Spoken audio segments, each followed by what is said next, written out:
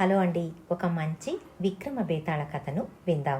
ఒకప్పుడు మాళవ దేశాన్ని వీరసింహుడు అనే రాజు పరిపాలించేవాడు. అతడికి ఒక్కగానొక్క కొడుకు. అతడి పేరు సూర్యవర్మ. సూర్యవర్మకు యుక్త వయసు వచ్చేటప్పటికి వీరసింహుడికి కూడా వయసు మండడంతో తన కొడుకుకి వివాహం జరిపించి పట్టాభిషేకం చెయ్యాలని నిర్ణయించుకుంటాడు. సూర్యవర్మ కుంతల దేశపు యువరాణి అయిన చంద్రప్రభ ఇద్దరూ ఒకరినొకరు ఇష్టపడుతూ ఉంటారు. వీరి పెళ్లికి సూర్యవర్మ తల్లిదండ్రులు, చంద్రప్రభ తల్లిదండ్రులు అంగీకారాన్ని తెలుపుతారు.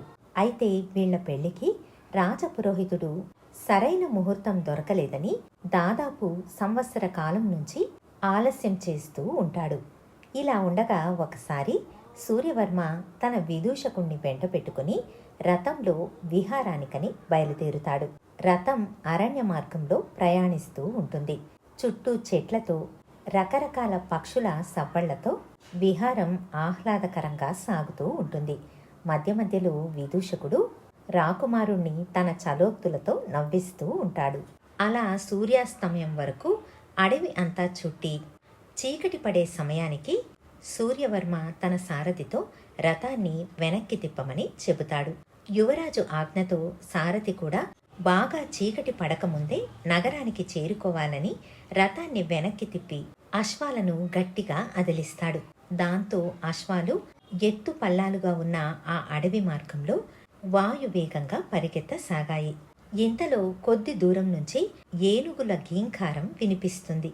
ఆ శబ్దానికి బెదిరిపోయిన రథాశ్వాలు ఇష్టం వచ్చినట్లు పరిగెత్తి రథాన్ని చెట్ల మధ్యలోకి లాక్కుని వెళ్ళిపోతుంది. సారథి ఎంత ప్రయత్నించినా వాటిని అదుపు చెయ్యలేకపోతాడు. క్షణమాత్రంలో జరిగిన ఈ సంఘటనకు సూర్యవర్మ, విదూషకుడు నివ్వెరపోతారు.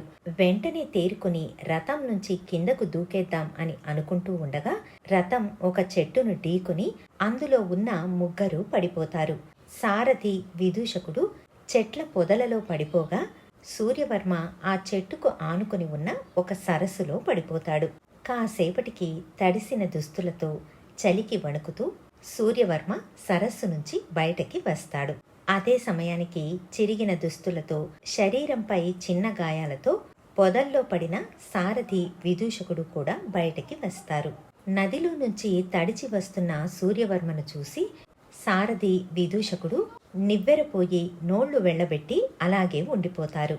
తనను ఎందుకలా చూస్తున్నారో అర్థం కాని సూర్యవర్మ, ఏమైంది మీకు, ఎందుకలా చూస్తున్నారు అని అడుగుతాడు. అయితే వాళ్ళు సమాధానం చెప్పే లోపలే నిలువెల్లా కంపించిపోతాడు సూర్యవర్మ. దానికి కారణం ఉరుము లాంటి అతని కంఠస్వరం కోమలంగా మారిపోయింది. ఒకసారి పరీక్షగా తన శరీరాన్ని చూసుకుంటాడు. చీర, రవిక, చేతులకు గాజులు, కాళ్లకు గెజ్జలు, ఆపాదమస్తకం స్త్రీలా ఉన్నాడు. అతడి శరీరం ఎంతో సుకుమారంగా మారిపోయింది. సారథి, విదూషకుడు తనను ఎందుకలా చూశారో ఇప్పుడు అర్థమైంది సూర్యవర్మకు. ఆ సరస్సులో ఏదో మహాత్యం ఉందని, దానివల్లే అతడు స్త్రీగా మారిపోయాడని గ్రహించాడు. తర్వాత ముగ్గురు మౌనంగా రథాన్ని పైకి లాగి బాగా తెల్లవారక ముందే నగరాన్ని చేరుకుంటాడు. తన కొడుకు ఆడపిల్లగా మారిపోయాడని తెలుసుకున్న వీరసింహుడు ఎంతో విచారిస్తాడు. తెల్లారేసరికి ఈ వార్త నగరమంతా వ్యాపిస్తుంది. సూర్యవర్మ కాస్త సూర్యప్రభగా మారిపోయాడని నగర ప్రజలు నవ్వుకోసాగారు. సూర్యవర్మ సిగ్గుతో భవనం నుండి బయటకి రాలేదు. ఆడపిల్లగా మారిన సూర్యవర్మకు మనసు మాత్రం దానికి అనుగుణంగా మారలేదు. అతడు ఇంకా పూర్వపు సూర్యవర్మలాగే ఆలోచిస్తున్నాడు. స్త్రీ శరీరంతో, పురుషుడి మనస్తత్వంతో సతమతమవసాగాడు సూర్యవర్మ. ఒకరోజు రాజు వీరసింహుడు ఆస్థాన గురువును పిలిపించి ఈ విషమ పరిస్థితి నుంచి బయటకు పడే మార్గం ఏమీ లేదా అని అడుగుతాడు. దానికి ఆస్థాన గురువు, ప్రభు, మన రాజధానికి ఈశాన్యంలో ఉన్న ఆ అడవి మార్గంలో ఒక మాయా సరోవరం ఉంది. అది అక్కడ ఉన్నట్టు చాలా కొద్ది మందికి మాత్రమే తెలుసు. ఒక యక్షుడి శాపం వలన ఆ సరస్సులో ప్రవేశించిన స్త్రీలు పురుషులుగాను, పురుషులు స్త్రీగాను మారుతారు. ఆ సరోవరంలోనే యువరాజు ప్రమాదవశాత్తు పడ్డాడు. ఇది విధి నాటకం అని సరిపెట్టుకోవలసిందే కాని ఏమీ చెయ్యలేం అని చెబుతాడు. ఇది విన్న వీరసింహుడు ఎంతగానో కుంగిపోతాడు.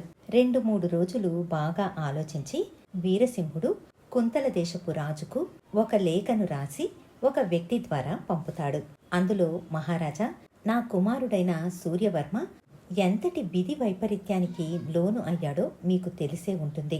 ఈ కారణం వల్ల సూర్యవర్మ చంద్రప్రభను పెళ్లాడడానికి యోగ్యుడు కాడు. ఈ విషయాన్ని మీకు తెలియపరచడానికే ఈ ఉత్తరాన్ని పంపుతున్నాను అని రాసి పంపిస్తాడు. లేఖను చదివిన కుంతల దేశపు రాజు దానిని తన కూతురైన చంద్రప్రభకు ఇస్తాడు. అటుపై చంద్రప్రభ తాను ఒక లేఖను సూర్యవర్మకు రాసి ఆ వ్యక్తి ద్వారా పంపిస్తుంది. అందులో, యువరాజా, మీ అంగీకారంతో ఆ మాయా సరస్సులోకి నేను దిగి పురుషుడుగా మారుతాను. అప్పుడు మనిద్దరం ఎటువంటి ఆటంకము లేకుండా భార్యాభర్తలం అవ్వవచ్చు అని రాస్తుంది. చంద్రప్రభ రాసిన లేఖను చదివిన సూర్యవర్మ దానిని తన తల్లిదండ్రులకు చూపిస్తాడు. లేఖను చదివిన వాళ్ళు, బాబు, ఈ లేఖ ద్వారా చంద్రప్రభ నిన్నెంతగా ఇష్టపడుతూ ఉందో అర్థమవుతోంది. ఆమె చెప్పింది నీకు అంగీకారమే కదా అని అడుగుతారు. స్త్రీ రూపంలో ఉన్న సూర్యవర్మ కాసేపు ఆలోచించి, దీనికి నేను అంగీకరించడం లేదు. అలా చేశానంటే మరింత కష్టాలలో ఇరుక్కున్నట్టు అవుతుంది. తనకు యోగ్యుడైన రాజకుమారుణ్ణి వివాహమాడి సుఖంగా ఉండమని చంద్రలేఖకు ఈరోజే లేఖ రాసి పంపుతాను అని అంటాడు. బేతాళుడు కథ చెప్పి, రాజా, సూర్యవర్మ ఇలాంటి నిర్ణయం ఎందుకు తీసుకున్నాడు? పురుషుడుగా మారిన చంద్రప్రభకు తాను భార్యగా అణిగిమణిగి ఉండాల్సి వస్తుంది అని అనుకున్నాడా? నిజంగా చంద్రప్రభను ప్రేమించిన వాడే అయితే మరొకరిని వివాహం చేసుకోమని ఎలా లేఖ రాయగలడు? ఈ సందేహానికి సమాధానం తెలిసి చెప్పకపోతే నీ తల 1000 ముక్కలవుతుంది అంటాడు. దానికి విక్రమార్కుడు, సూర్యవర్మ నిర్ణయానికి మూల కారణం ఏంటంటే స్త్రీ రూపంలో పురుషుడి మనస్సుతో జీవించడం ఎంతటి చిత్రహింసకు గురి కావలసి వస్తుందో అతడికి బాగా తెలుసు. అతడు దానిని అనుభవిస్తున్నాడు. ఒకవేళ యువరాణి చంద్రప్రభ సరస్సులో దిగి పురుషుడుగా మారినా ఆమె కూడా తనలాగే మానసిక యాతనకు గురి కావలసి వస్తుంది. చంద్రప్రభను ఎంతగానో ప్రేమించిన సూర్యవర్మ జీవితాంతం ఆమెను అలాంటి బాధకు గురి చెయ్యలేడు. ఈ కారణం వల్లే అతడు వేరొకరిని వివాహం చేసుకోమని సలహా ఇచ్చాడు అని అంటాడు. రాజుకు ఈ విధంగా మౌనభంగం కలగగానే బేతాళుడు శవంతో సహా మాయమై మళ్ళీ చెట్టెక్కాడు. ఇదండి కథ. మళ్ళీ మరొక మంచి కథతో మీ ముందుంటాను. ధన్యవాదాలు.